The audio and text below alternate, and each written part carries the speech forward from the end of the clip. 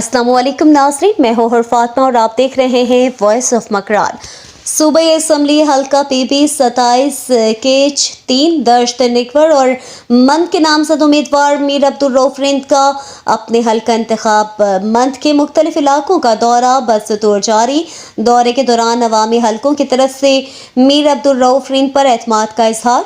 मीर अब्दुल रऊफ रिंद और मीर जुबैर रिंद ने मंद बलो पलानी दब बाजार में अयूब तलब की रिहाइशगाह पर एक कॉर्नर मीटिंग में शिरकत की।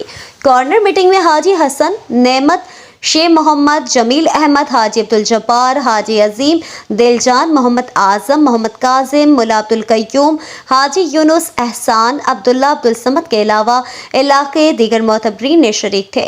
मीर अब्दुल रऊफ रिंद ने पलानी दब बलो में मुनक्किदा कॉर्नर मीटिंग से खिताब करते हुए कहा कि हमारा अवाम के साथ एक अटूट रिश्ता है, इस रिश्ते को किसी सूरत कमज़ोर होने नहीं देंगे।